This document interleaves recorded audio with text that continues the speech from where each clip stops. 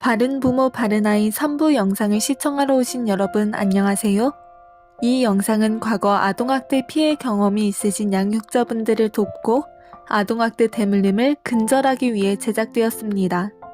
영상은 애착, 훈육과 체벌, 정신적 고통의 극복에 총 3편으로 구성되어 있으니 이전 영상들을 아직 못 보신 분들은 시청해 주시길 바랄게요.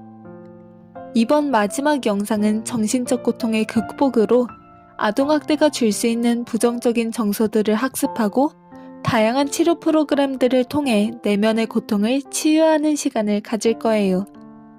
학대와 관련된 정신적 고통의 원인과 치유에 관한 내용을 다루어 다소 스트레스를 유발할 수 있으니 이 점 유의하시기 바랍니다.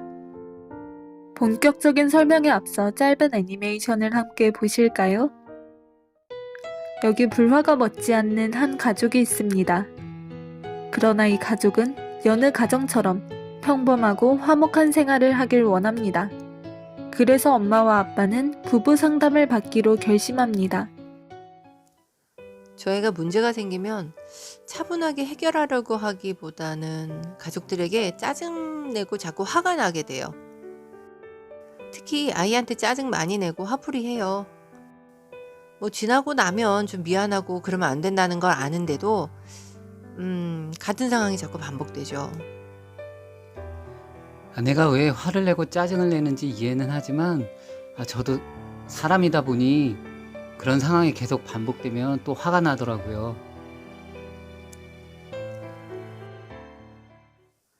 저는 어렸을 때 왕따 당한 경험이 있어요. 그런데 엄마가 저를 감싸주시지 않고 오히려 제가 잘못했다는 것처럼 다그치셔서 큰 상처를 받았어요. 그때 느꼈죠. 세상에 믿을 사람 없구나 이렇게. 시간이 지나서 저는 처음으로 친구가 생겼고 그 친구 집에 놀러 가게 되었어요. 그런데 그 친구네 집은 분위기가 다르더라고요. 친구에게 말 한마디라도 따뜻하게 또 다정하게 건네시는 친구 엄마 보면서 부모님께 맞고 혼나는 게 흔한 일이 아니라는 걸 깨달았어요. 어머니한테 몇 살부터 맞았던 거예요? 정확히 기억은 안 나는데 4~5살 때부터였던 것 같아요. 길거리에서도 엄마 말 안 들으면 그 자리에서 맞았어요. 그 당시에 어린 나에게 위로나 격려를 해준다면 뭐라고 해주고 싶어요? 네가 잘못한 거 하나도 없어 라고 말해주고 싶어요.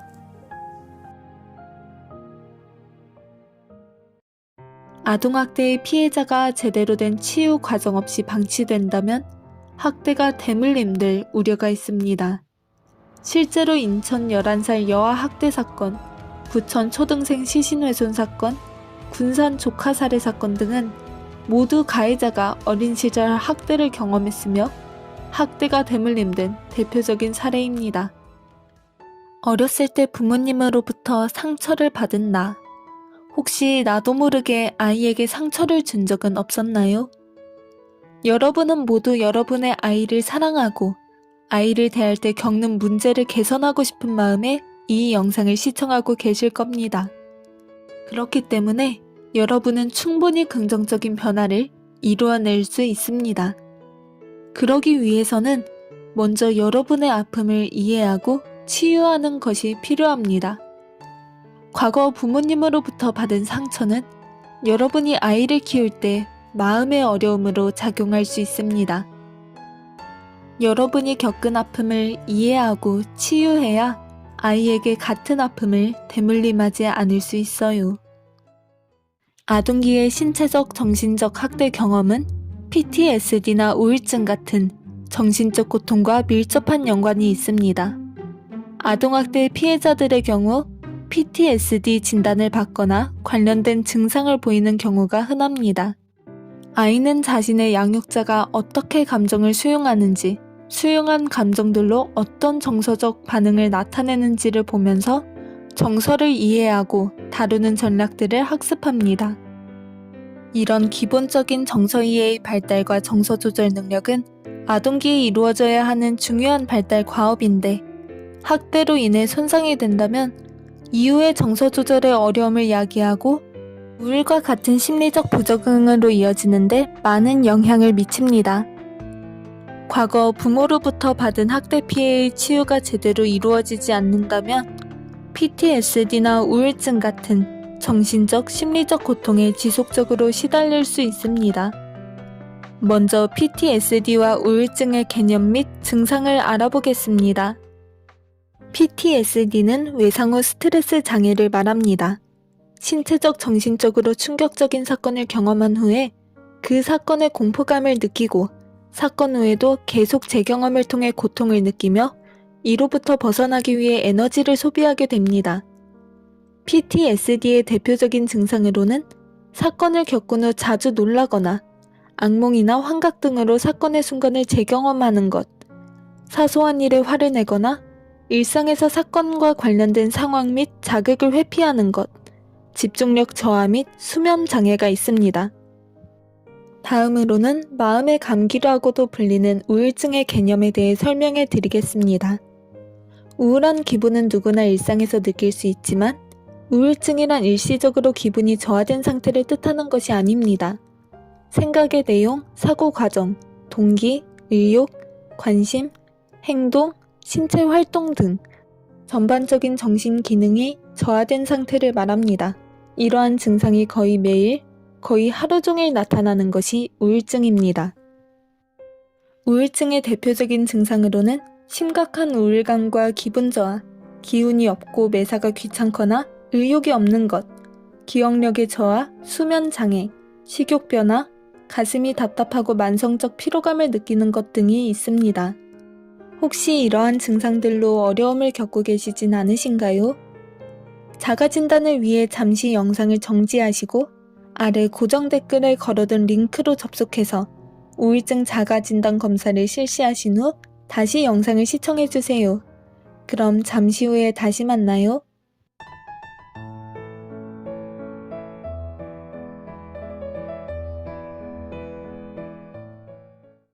검사 결과 몇 점이 나오셨나요? 우울증을 겪는 인구는 매년 증가하고 있으며 2019년 9월 기준 79.6만 명이 우울증을 겪는 것으로 드러났습니다. 따라서 자가진단 결과 우울 상태가 심각하게 나오셨더라도 여러분이 잘못됐거나 이상한 것은 절대 아니에요. 중요한 것은 여러분의 아픔을 이해하고 치유하는 것입니다. 이런 정신적 고통에서 벗어나기 위해 먼저 여러분의 주변 사람들에게 도움을 청해도 괜찮습니다. 누구나 당신의 힘든 상황을 이해해 줄 것이고 이를 치유해 주려고 노력할 것입니다. 참지 말고 표현하세요.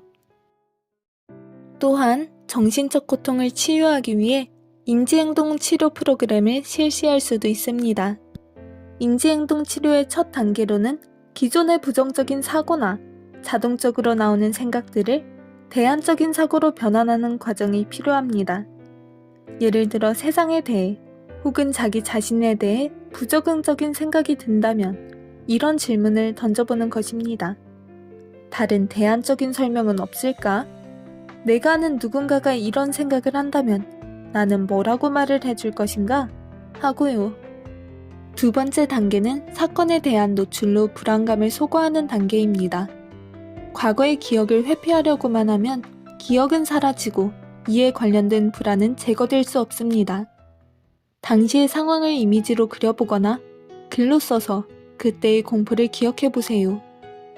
이런 과정을 거치면 점점 둔감해질 것이고 트라우마를 극복하는 단계에 도달할 수 있습니다. 세 번째 단계는 이완 훈련입니다. 스트레스를 받거나 긴장되는 경우 근육 운동을 해 부교감 신경을 자극하면 스트레스 호르몬을 감소시킬 수 있습니다. 가장 편한 자세에서 눈을 감고 호흡에 집중해 보세요. 숨을 깊게 들이마시는 과정을 3번 반복합니다. 손과 팔의 근육에 힘을 주어 수축, 긴장하고 힘을 다시 빼, 이완, 방출하는 동작을 반복합니다. 자, 그 이후에 머리, 얼굴, 어깨, 허리, 다리 차례로 수축과 이완 훈련을 반복합니다. 마지막으로 심호흡하고 마무리해 주시면 됩니다. 네 번째 단계는 바로 사회기술 훈련입니다. 상대방에게 자신이 생각하는 어떤 문제에 대해서 말하는 기술이 필요합니다. 이럴 때 사용하는 방법은 나 전달법입니다. 먼저 상대편의 문제가 되는 행동이나 현재 상황을 전달합니다. 그리고 이 상황이 나에게 미치는 영향이나 규칙을 구체적으로 설명합니다. 다음으로는 상대의 행동으로 인한 자신의 감정을 솔직하게 말합니다. 이렇게 감정을 전달하고 난 후 상대방의 말을 잘 경청합니다. 여기서 중요한 점은 상대편의 행동으로 발생한 나의 부정적인 감정을 강조하지 않고 긍정적으로 반응하는 것입니다. 이런 모든 과정을 거치고 반복적으로 연습하다 보면 보다 훌륭한 사회 기술이 생길 겁니다. 마지막으로 인지행동 치료에서는 고통스러운 사건과 외상을 다시 반추해보면서 긍정적으로 그 사건을 재평가해보는 것이 중요합니다. 최선의 대처 방법을 스스로 생각해보면서 이를 생각할 때 스스로 이야기를 꾸며나가도록 도와주면서 인지적 재구성을 새롭게 하도록 돕는 것입니다.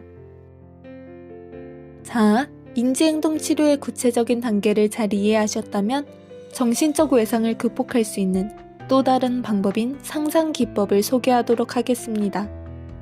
상상 기법은 트라우마가 있는 그 상황을 재구성하고 재반응하게 하는 것입니다. 먼저 학대를 당했던 그때의 상황을 눈을 감고 상상해 보세요. 이제 그 상상 속에서 당신은 학대를 당하는 과거의 나를 보고 있는 제3자입니다. 제3자가 되어 학대를 받고 힘들어하는 과거의 나를 어떻게 도와주실 건가요? 학대 가해자에게 소리를 지르셔도 좋고, 힘들어하는 나의 손을 붙잡고 그 장소에서 뛰쳐나오셔도 좋고, 혹은 112에 신고하는 상황을 상상하셔도 좋습니다.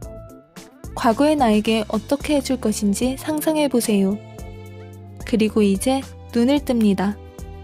이런 상상을 잘 해내셨다면 이제 어느 정도는 그 트라우마를 이겨낸 것입니다. 자, 이번 3부에서는 아동기의 학대 경험이 정서 발달에 좋지 않은 영향을 미치며 PTSD나 우울증으로 이어질 수 있다는 것을 알아보았고, 이러한 정신적 고통을 치유함으로써 학대의 대물림을 방지하기 위한 치료 프로그램들도 알아보았습니다. 치료 방법들에는 인지행동 치료 프로그램과 상상 기법이 있었죠. 오늘 학습한 치료 방법들의 내용들을 직접 실천해 보시면서 여러분의 정신적 고통을 치유하고 더 좋은 부모가 되기 위한 한 발짝을 내디디실 수 있을 겁니다. 1부부터 3부까지 30분이 넘는 여정을 함께 해왔는데요. 여러분이 걸어오신 삶의 시간에 비하면 정말 짧은 시간이었지만 이 시간들을 통해 여러분의 삶에, 여러분의 가정에 긍정적인 변화의 바람이 불기를 바라며 영상 마치도록 하겠습니다. 궁금하신 점이 있으시면 댓글로 달아주세요. 그동안 바른 부모, 바른 아이 영상을 시청해주셔서 감사합니다.